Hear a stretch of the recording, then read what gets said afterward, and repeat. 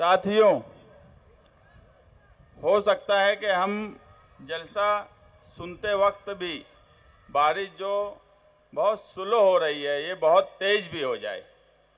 अखिलेश यादव साहब, इकरा हसन, अबू आसिम आज़मी साहब, शान हिंद, ये लोग जलसा गाह के लिए निकल गए हैं और मुझे पूरी उम्मीद है कि यहाँ बैठा हुआ आदमी अगर बारिश तेज भी हो गई तो हम यहाँ सिर्फ एक सियासी जलसे में नहीं बैठे हैं। हम मालेगांव शहर में हर हफ्ता सियासी जलसा और मीटिंग करते हैं। हम यहाँ एक संविधान रक्षक का इस्तकबाल करने के लिए बैठे हैं, जिसने फिरका परस्तों को इस मुल्क में रोका, उसका इस्तकबाल करने के लिए बैठे हैं।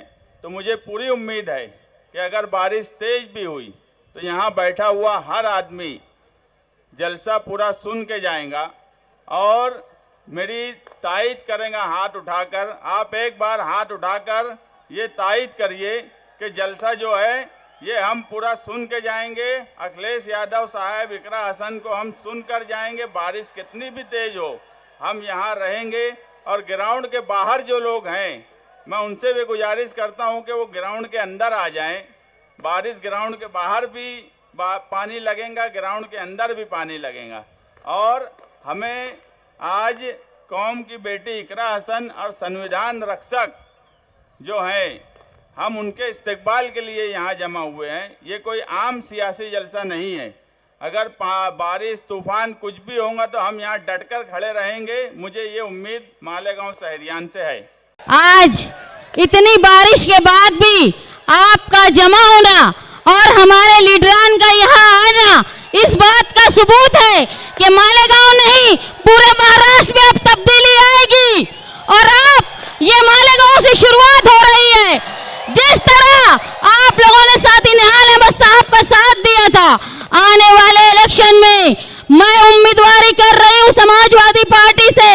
आप लोगों से दरख्वास्त है, ऐसी वोट दो कि यहाँ से हैदराबाद तक और वहां से आरएसएस वालों तक को करंट लगे। मालेगांव ने इससे पहले भी पार्लियामेंट में करंट दिया है।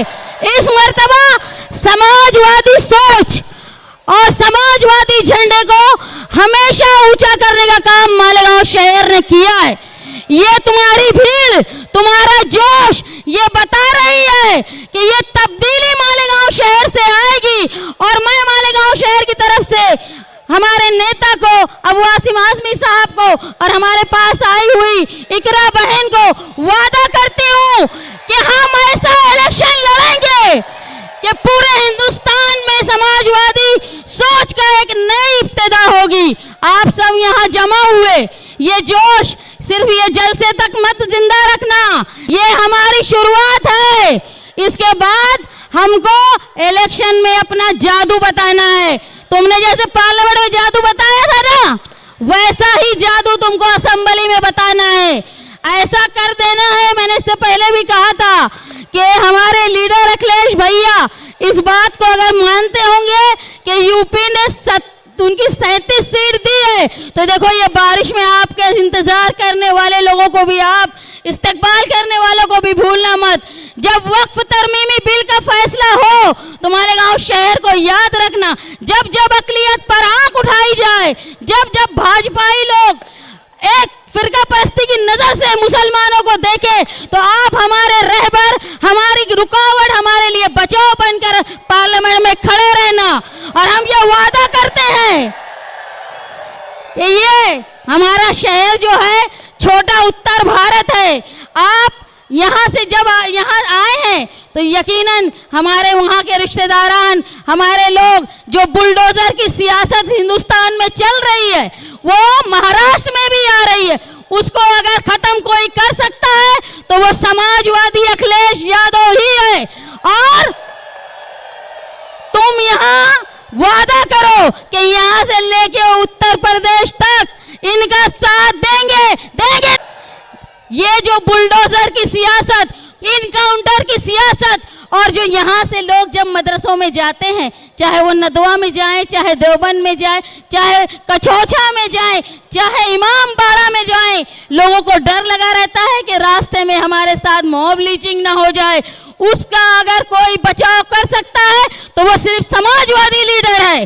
बेखौफ हिंदुस्तान, सबके लिए कानून बराबर, सबके लिए दस्तूर बराबर, इसलिए तुम्हारे पास दस्तूर के बचाने वाला रखवाला आया है। उसको तुम ताकत पहुंचाओ ताकि न सिर्फ यूपी बल्कि महाराष्ट्र में भी अबू आसिम आजमी साहब इस ताकत को लेकर तुम्हारे खिलाफ जो जुल्म वाले कानून बनते हैं उसके खिलाफ आवाज उठ